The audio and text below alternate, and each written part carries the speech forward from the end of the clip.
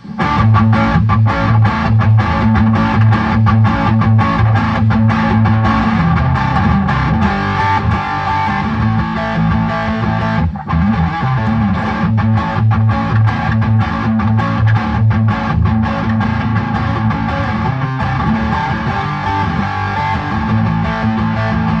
what's going on in the news. Calls for a royal commission into the Bondi terror attack have now reached crescendo levels.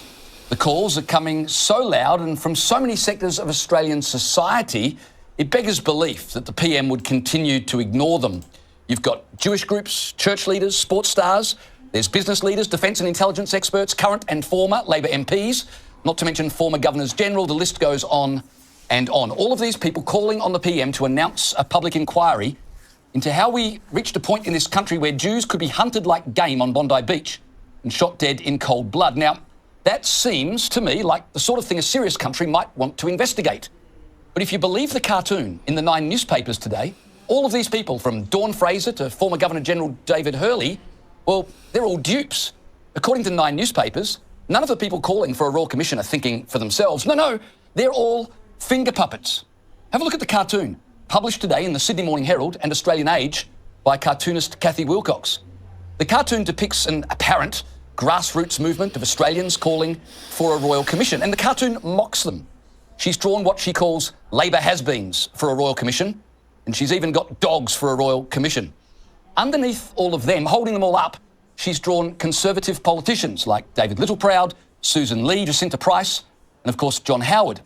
So the implication is clear. According to this cartoon, calls for a royal commission into the murder of 15 Australians on December 14 are not genuine.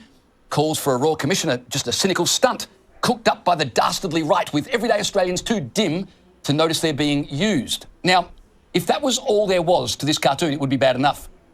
But I want to show you again and let your eyes drift to the bottom right corner of the cartoon, where Kathy Wilcox has thoughtfully included Israeli Prime Minister Benjamin Netanyahu beating a drum.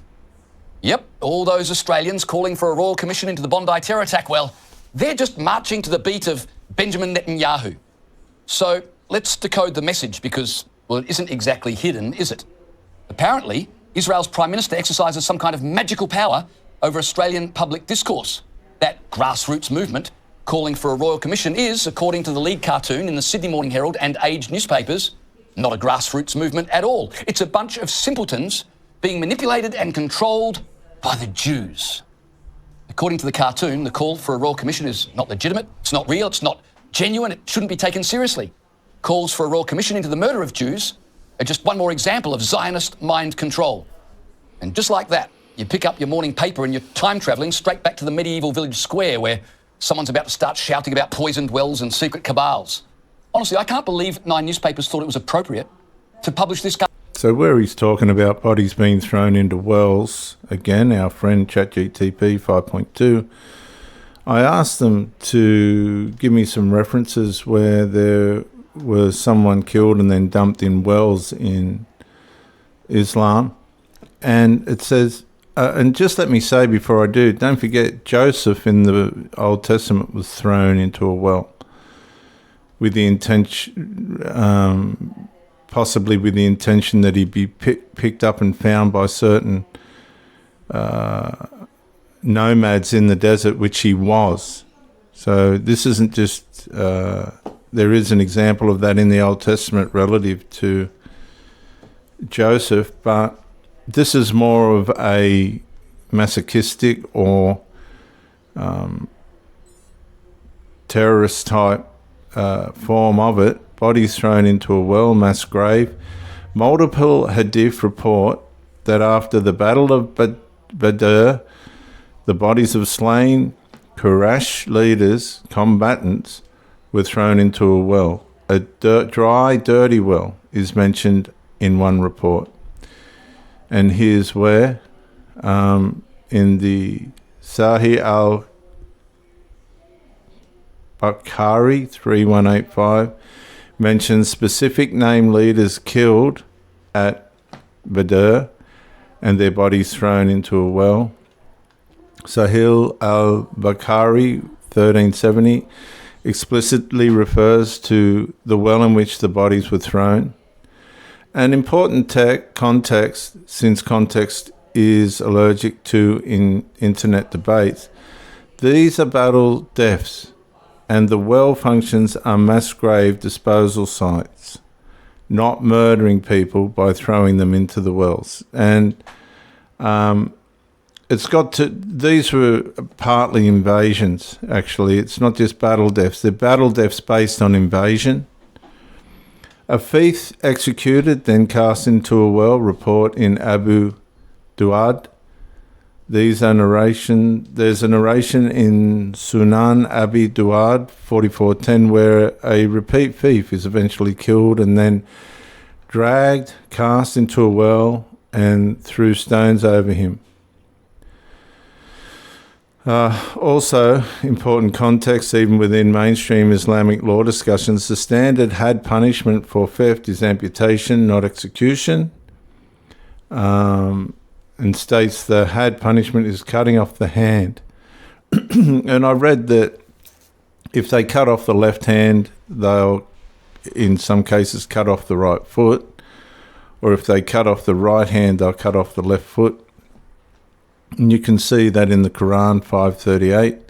So yes, dumping in a well appears in text, but it's not a blanket. Islam says murder people and throw them into wells thing. It shows up in specific reports, a battle aftermath, or an invasion aftermath, depending on the context of the battle, and a punishment narrative. Back to... Australian media outlet believes it's perfectly acceptable to publish age-old anti-Semitic tropes about nefarious Jews secretly wielding power for their own ends. Well, it's not only grotesque, but it's just another reason, as if we needed one, as to why a royal commission is so necessary. So well done to the SMH and the Age. Talk about an own goal. Imagine mocking the need for a royal commission. It's beyond comprehension that they thought this cartoon was appropriate. Tell you what, something is badly broken in this country. Let's play a little thought experiment.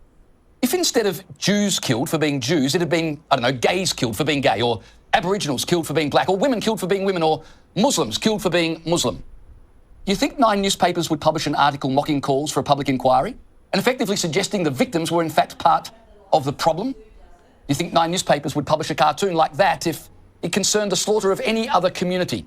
Any community other than Jews, I mean. I suppose at least this cartoon puts to bed the old myth about Jews controlling Australia's media, doesn't it? And what about the tens of thousands of Australians who have signed a petition calling for a royal commission? Are they all being controlled by the Jews? The people of Australia want to understand what happened and what went wrong and how we can ensure radical Islam is weeded out of this country.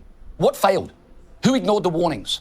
And why has radical Islamist ideology been allowed to fester until it allegedly erupted in mass murder on one of Australia's most famous beaches? Now, those questions aren't political, and they're certainly not an example of Benjamin Netanyahu controlling the narrative. They're the sort of questions decent people ask.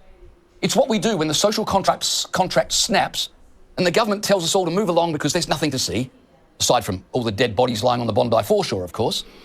The real obscenity in all of this is not that people are demanding answers, it's that parts of the media would turn the massacre of Australian Jews into an opportunity to push an anti-Israel narrative and resurrect the world's oldest conspiracy theory. Australians don't want a royal commission because they're being manipulated. They want it because they're sick to death of radical Islam being protected, while anti-Semitism seems to have free rein, endangering not only Jews, but all of us. And after today's cartoon, can you really blame them? Well, it seems all but a foregone conclusion now that Prime Minister Anthony Albanese will call some form of royal commission into the Bondi terror attack. And I can reveal that he is likely to announce this royal commission as soon as tomorrow. And it has also been reported that this royal commission may wind up being a joint venture between the federal government and the state of New South Wales. Great news on the face of it, but I have to tell you something. I am deeply cynical, and I am worried that we are about to see a political stitch-up of epic proportions, which will see Labour finally call a royal commission, but with terms of reference so narrow that the inquiry is hamstrung into delivering a report that exonerates Albanese, his cabinet, and the ALP for their failings not only leading up to the Bondi Beach massacre, but since October 7th and even beforehand. Because if we are not careful, Albanese will call a narrowly focused inquiry that is designed to replicate the work of the Richardson Review and focus on security agencies rather than the broader problems of anti-Semitism and how reports of its dangers were reportedly ignored by Albanese's own office. I think nothing short of a full examination into this phenomenon is required. Not only to find out the truth about the alleged terrorists and who they might have worked with or had support from, or what their links might have been to Islamic State, but also into issues of culture, migration, and yes, Islam, which is practiced peacefully by the majority of Muslims, but which also shows a pattern of being used to justify terrible atrocities. There must also be a look at the way anti-Semitism has taken root in schools, academia, and the arts, places where labor has a strong base. And whomever runs this Royal Commission needs to be someone clear-eyed on all these matters, not someone who sings from the same hymn sheet as Albanese about harmony and unity being more important than facing up to hard questions. Yet I'm afraid that the signs are not looking good. This would not be the first time we have seen this. Just look at the way in which Albanese is talking up new hate speech laws that may wind up even capturing LGBTQ communities and people with disabilities and all other sorts of categories of people, rather than focusing on the problem of anti-Semitism. Again, it's all a move to distract, an attempt to reframe what happened on December 14th, away from a focus on questions about Islamic radicalism, and instead to suggest that, well, what happened was the result of some generalized hate in the community that pulled the trigger and which needs to be stamped out. But you know what? It's also nonsense, because for as long as I've lived in Australia, long before Labour came to power in 2022, it's only been Jewish schools and Jewish houses of worship that have been the only faith-based institutions requiring their own constant security. Not Catholic churches, not Sunni mosques, not Hindu temples. This is not a generalized hate that's the problem we're talking about. It's anti-Semitism, and that's what a Royal Commission needs to look into.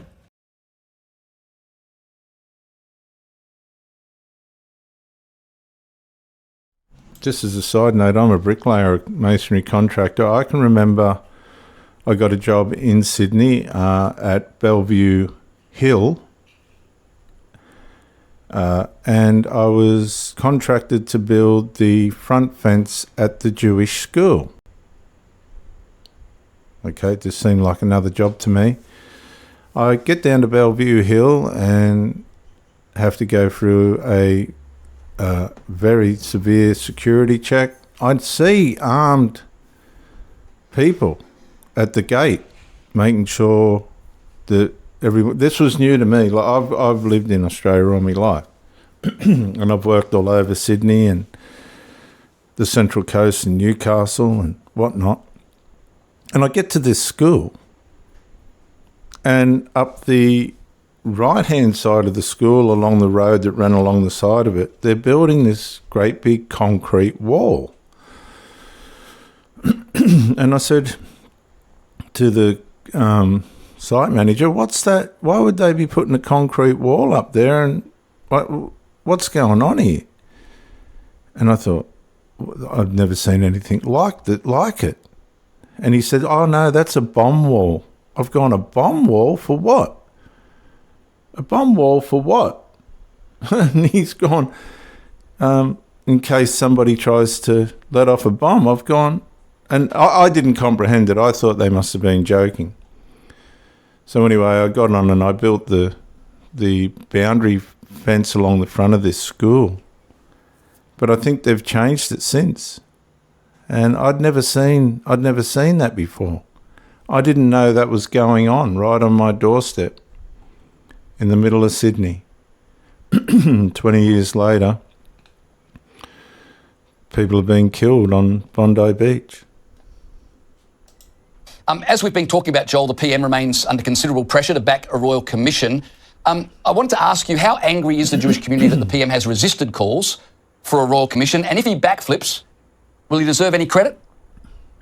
So importantly, you can imagine the rage and anger that's in the Jewish community by the delaying and the excuses for avoiding a Royal Commission. It's a continuation of the bad behaviour and the poor behaviour levelled by the federal government towards the Jewish community since they were elected 3.5 years ago, and certainly after the events of October 7, 2023. So the Prime Minister's delay in addressing the Jewish community after the massacre, his delay in coming back to Melbourne after the Adass synagogue burnt down, all these delays, the inability of him or his staff to request to attend the Jewish victims' funerals or to actually see Jewish victims in hospital. So his delay on the Royal Commission is just a continuation of what appears to be a very acute Jewish problem inside the Australian Labor Party. If he indeed does backflip, and it is my hope that he does, we are conscious of two very important things. There is still the very important terms of reference to be developed, and there's also the appointment of a commissioner to that Royal Commission as well. So even if he does backflip and call a Royal Commission, there is still some very important details that we hope, if he is genuine about fighting the scourge of anti-Semitism, we are hopeful that he gets right. If he does, he'll have the full support of the Jewish community. And the reason is simple, and it's very important. As resilient as we are and as strong as we are and as proud Australians as we are, there is a lingering question amongst all of us that we talk about at our Sabbath table, and that is whether or not there is a future for Australian Jews in this country. This Royal Commission, if the Prime Minister gets it right, can assist in answering that question in the affirmative. Absolutely, we have a future here. And if that is to be the course of action that the Prime Minister takes, he will get the support from the Jewish community from that.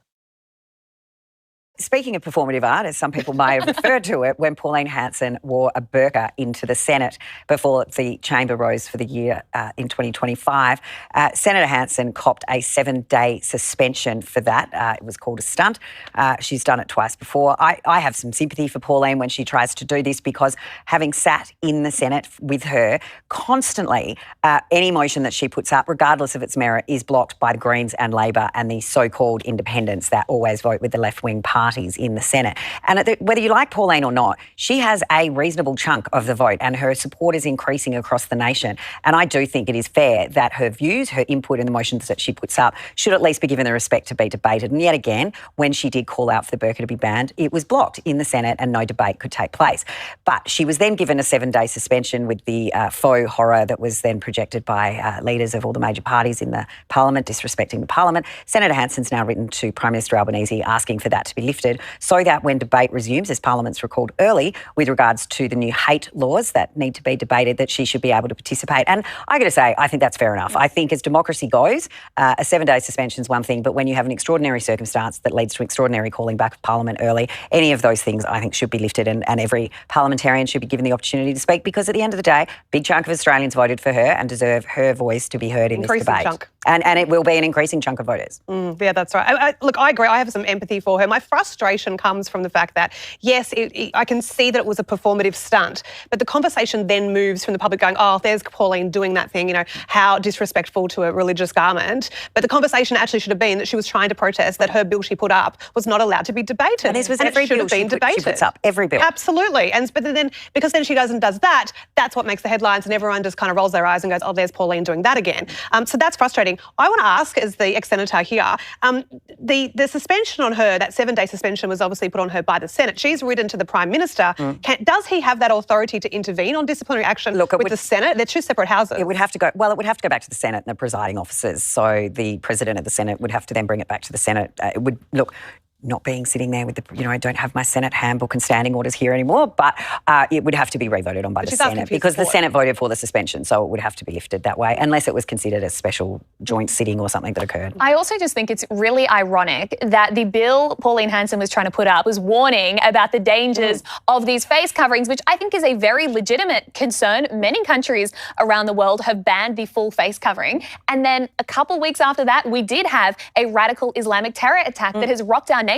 Now we've got the Parliament voting on a legislative response to that radical Islamic terror attack, but because she was too eager to call it out and performed a stunt, she won't be able to vote on it. I mean, it does not make sense to me on any level. This is completely undemocratic. And also, how many Greens MPs have worn a keffiyeh into Parliament? Yep. How many times have they protested? Sarah Hanson-Young holding up the fish, the dead fish. And do they get suspended? Do they get removed from Rex Patrick used to come in dressed as a koala. Honestly, I mean, at the end of the day, there is a really strong anti-Pauline sentiment, and I have always been uncomfortable with the response through the coalition parties is their almost knee-jerk reaction fear to support anything Pauline does. There were a number of motions she brought when I was there, one including with regards to babies born alive through the abortion process, which occurs. It went to a conscience vote within the Liberal Party. And, there were a few of us that were there supporting Pauline, and there were colleagues of mine sitting opposite, voting with the Greens and Labor. Same when it came to her motion with regards to children being puberty blockers. It was blocked on that immediate sense. And again, a conscience vote was given to the Liberals so that some could go and vote with Labor and the Greens. And I have always found that very unsettling. I never liked it. I was hoping when Michaelia came in as leader of the Senate that she might have got tougher on the parliamentary Senate team, that it wouldn't be a matter of conscience vote, that those sorts of principles and values are something that the Liberal Party does uphold, but there seems to be a knee-jerk reaction against Pauline, and I think it's backfiring on the coalition across the board. It is, and it's Michael Danby, as well as being one of the most prominent voices against anti-Semitism in public life in Australia, you were also a signatory to that open letter I mentioned before. How disappointed are you with how your party, the Labor Party, has handled this issue, and what do you make of this shift in tone that he's no longer adamantly opposed to it, leaving the door open? Well, it ain't over till it's over, so he hasn't shifted to agreeing to a Royal Commission yet, but the trend is in the right place. We saw some comments by Chalmers and Mark Butler that would be ominous if I were in Albo's position. So the public mood, that speech by Dawn Fraser cut to the heart. I'm very pleased to tell you, James, that it's now up to 25 and more former members are putting their names to that petition calling for the government to do the Royal Commission. But it hasn't been decided yet, and I understand there are some very bitter enders in the cabinet who are in the socialist left who want to avoid this Royal Commission at all costs because of things that might come out. Some of the things that you rightly raised with the police abolishing committees that shouldn't have been abolished weeks before this tragic event. Yeah, and Michael, I just want to stay with you just for a moment and return to that story about these revelations about a potential that there was a counterterrorism surveillance operation that fell victim to funding cuts. Along with that, we also saw, long before the Bondi terror attack, attempts to refocus what people were focused on in terms of the danger in society from radicalism. It feels like the Labor Party has been running a big distraction operation all along, even before the Bondi terror attack, about where the real threats lie in this country.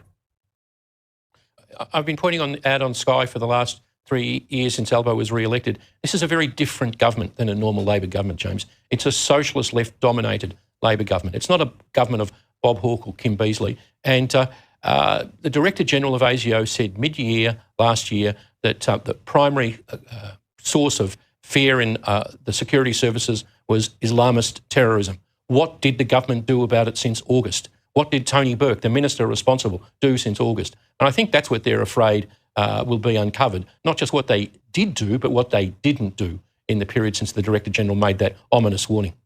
Indeed. Hey, Carol, I want to ask you too about another disturbing story we had today in the Daily Telegraph. Australia's largest arts festival, the taxpayer-funded Biennale of Sydney, is under mounting pressure to dump one of its ambassadors, Benji Ra, after she posted this to Instagram last August, a picture of a death to the IDF poster with the caption, "Saturday night in, see you on the bridge," and liked a series of other inflammatory posts. Currently, there's a lot of controversy around this. The Biennale organizers have issued a vague statement saying that people are entitled to express their personal viewpoints, and I have some sympathy to that, but I am also really concerned that this major arts festival could wind up becoming a platform, as so much of the arts industry has become in the past, for really virulent ideas here. And I'd love your thoughts on clearing this up for me. One word, James, taxpayer funded. I would love it if I was an artist and I stood up for the rights of Israel and the Jewish people around the world and in Australia. I would be cancelled before the press release even went out. Deborah Conway, why don't we ask her how she felt being cancelled? This is a taxpayer-funded organisation and, taxpayer-funded event. And that is disgraceful. I mean, it was pointed out at the time, and apparently Benji Ra was cautioned. Well, evidently the cautioning that organisation doesn't ring true with anybody else. It's shocking. They're quite willing to cancel when it's the other way. And no, she should step down. It's absolutely disgraceful. And yes, it will just become yet another platform for activists that are not interested in anything else apart from the destruction of Israel. And she should be removed. But James, it's not just a matter of cancel culture or not. We don't have to fund them. Why does the bloke who says that the Bondi Massacre get $100,000 subsidy from Creative Australia to write children's books? Why do we send some bloke off to the Venice Biennale who is a portraitist of Hassan Nasrallah, the head of a wanted terrorist group in Australia, Hezbollah, subsequently killed, of course, but this is a pattern. The thing you identified in Sydney, the Biennale in Sydney, the children's author who gets hundreds of thousands of dollars, the people can have their points of view, but Tony Burke is the Minister for the Arts. If he had taken this issue seriously, he's emboldening and empowering these people. And what it does is it sends signals to the loonies in Western Sydney that this is okay. Now, if you were a proper Minister of Australia, you should stand at Creative Australia and say to them, stop all of these rubbish grants to people who are ratbags, and you draw a line in the sand and stop it. But what you've identified is part of a pattern set, as they say, the fish stinks from the head. It's been set by and, in fact, encouraged by an awful lot of people in the ALP. Sorry to say that, Michael Danby, but thank you, Michael and Carolee Katzenbonnis, for your time this evening. A national royal commission into anti-Semitism could be announced any day now. The Prime Minister is in discussions with Jewish community leaders about how the inquiry would be run. Let's go live to political correspondent Cameron Redden, who's in Canberra for us this morning. G'day to you, Cam. How soon could the PM set this all in motion, do we think? It does seem to be set to be called any day now, Alex. We are waiting for that final confirmation from the Prime Minister that a Royal Commission at a national level will be held. He is ongoing in the process of consultation at the moment with members of the community, but also with the New South Wales government about what this could look like, potentially pursuing a joint Royal Commission between the New South Wales and Commonwealth levels. What that would do is open all agencies to that level of scrutiny, and it might just simplify the process when it comes to getting the right departments and the right people in front of that Royal Commission. So the details still being worked on as we speak. The Prime Minister yesterday attended the funeral of Peter Maher, who was the 15th and final victim of the Bondi terror attack to be laid to rest. It is the first funeral he's been invited to and attended alongside the New South Wales Premier Chris Minns. So that in itself providing an opportunity for the two leaders to talk face to face about how they could cooperate should that Royal Commission be called. Meanwhile, the push at a grassroots level is growing for that Royal Commission, seemingly now almost inevitable that the Prime Minister will call it. In almost every major newspaper today, full-page ads being taken out, focusing on hundreds of names that have signed up to an open letter from regular everyday Australians endorsing that push for a Royal Commission. In terms of who might lead it, should it be called, one name that's now being floated is the former High Court Justice Virginia Bell. There is already a working relationship there, given she was the one tapped by the Prime Minister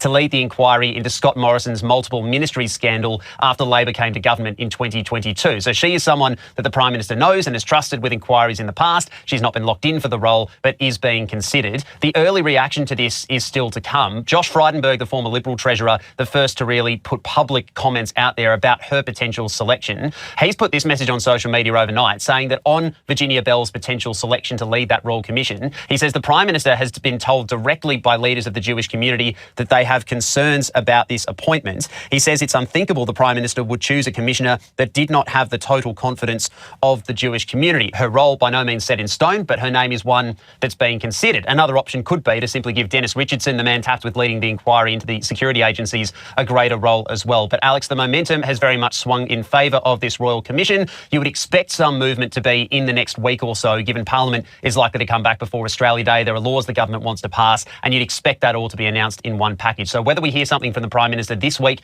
will largely depend on how far they can get progressed on securing the details, but you would think that that announcement of a Royal Commission is only potentially days away. When I joined the Army, it was off the back of two Royal Commissions conducted by Justice Marsden Hope, who also ran a protective security review in the middle of those. And we had the Hilton bombing at the time, and it issued interim reports. It was able to do behind doors, closed classified security hearings, and make recommendations and make decisions as they went. And that really shaped our posture in relation to terrorism for the next 2 decades, and our intelligence posture as well. And so, for example, it was decided that we wouldn't develop a gendarmerie third force, that the close quarter combat role for counter-terrorism would be assigned to the SAS. So for the first few years of my army life, I spent exercising with the SAS and state police. A Royal Commission can operate in the background, it can do things, and in a way that does not affect ongoing criminal proceedings, and can do it in a secure and classified way, which underlines the difference between a Commonwealth Royal Commission and the State Royal Commission, which cannot compel Commonwealth agencies to reveal information and to require cooperation. But more importantly than that to me is I know there are Commonwealth officers who will not want to speak fully and openly unless they have the legal protections of a Commonwealth Royal Commission. I've had colleagues in the past, for example, in relation to the Iraq War, who wanted to say a lot of things about that situation, but were denied the opportunity. They weren't going to speak to the media, and they wanted that protection. Commonwealth officers will need that, will seek that. We know there are some out there who want that. How broad would you like in terms of reference to be? Would you like, as the opposition has suggested, this inquiry to also look at anti-Semitism on university campuses, other hate groups, etc.? Well, what we know is that foreign actors now, there's a very tight process of collaboration amongst Russia, China, Iran, North Korea, that particularly since 2016 have been exploiting the opportunity that social media and these types of platforms provide them, looking for the opportunity to promote disunity in our liberal democracies. And liberal democracies are on the defensive worldwide right now. And so, as I mentioned, there are 3 projects that the Defence Advanced Research Project Agency in the US is pursuing in this respect. We could make that a part of our AUKUS Pillar 2 technology cooperation. So it is a situation where we need to understand how that is affecting people, how it's being used, what sort of forms of communication are occurring.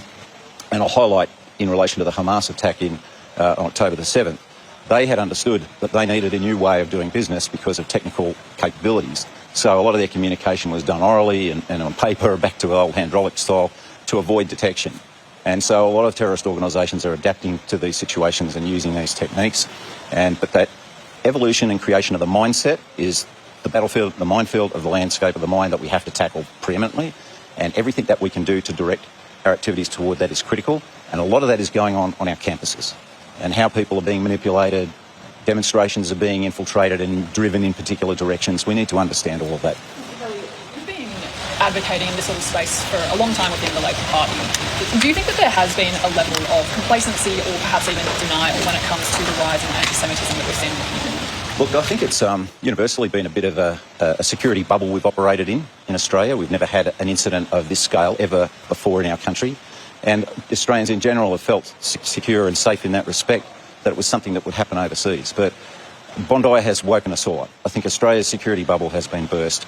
And an understanding now that there is an issue here, the ability of our agencies to do their job properly. Have they been given all of the tools necessary to do the labour-saving stuff, to create the data points that you need to stitch together to create the red alerts that pop up on people's computer screens as operators and analysts? So that is something that needs to be considered more broadly, and that's what we hope a Royal Commission would tackle. The Prime Minister is odds on to change his mind and call a federal Royal Commission into the Bondi terror attack. Anthony Albanese now tipped to join forces with New South Wales for a joint probe with even greater powers. Paying his respects to Peter Maher, this the only Bondi terror funeral that the Prime Minister was invited to. Victims' families hope Anthony Albanese finally calls a Commonwealth Royal Commission. Personally, as a family, we wish a little bit more consultation has been done with our behalf. We're hoping that our Prime Minister does walk through the door that has been opened. A joint Royal Commission with New South Wales is now on the cards, which would have greater powers to compel both state and federal agencies to give evidence. We continue to listen and engage with the community, and that's what we've been doing the entire time. It is time for the Prime Minister to start listening and come out of hiding. 32 senior defence and security leaders, including former Governor-General David Hurley, adding more pressure. We urge Prime Minister Albanese to take decisive action, strengthen national security and bring Australians together. Establishing a federal Royal Commission into anti-Semitism and Islamist extremism is a vital step. We do know what we're talking about. As I said, we've been fighting this stuff for the last 20 years. The former Chief of Army wants spy and police agencies properly equipped and cooperating to fight extremism and a review of the definition of terrorism. This is not big Al-Qaeda, it's not big ISIS. These tend to be very quickly radicalised youths in particular. The Greens are the only political party yet to reveal a Royal Commission stance, but founder and former leader Bob Brown believes the Prime Minister will cave. It seems to be the popular idea of how to go about that very, very important investigation. So I think we'll see a change there in the coming days. A nation waiting for action. In positive news for mortgage holders, the chance of an interest... Australians should be asking a very simple question right now. Why is it that every time something horrific happens, our leaders rush to talk about what was used, but never who used it? The Prime Minister and Premiers have shown us exactly who they are. They're cowards. They're happy to attack law-abiding Australians, happy to punish people who follow the rules, happy to blame everyday citizens for the actions of criminals and terrorists. But when it comes to the real problem, when it comes to saying who is responsible, where is the threat coming from, or why it keeps happening, they go silent. Why? Because they're scared. Scared of extremists, scared of backlash, scared of telling the truth. So instead, they take the easy road. They attack us. And here's the part people really need to think about. What do the terrorists actually want? They want a weaker society. They want fewer Australians willing to stand up. They want people disarmed, physically, culturally, and mentally. And every time our leaders lie, deflect, and manipulate the narrative, they're doing that job for them. Australians are being lied to, emotionally manipulated by professional politicians, actors, and a media class that refuses to ask hard questions. It's time to stop falling for it. It's time to stop blaming Australians. And it's time to demand honesty, not cowardice, from the people who claim to lead us. It's time for Australians to unite, to say we've had enough of the persecution of our way of life, enough of the deliberate degradation of our society, enough of the weak leaders who would rather blame their own people than confront hard truths. I'm an Australian, and I'm damn proud of it. And if this message resonates with you, share it. More importantly, share your message. Speak up. Be heard. Because Australians were never meant to be herded to slaughter.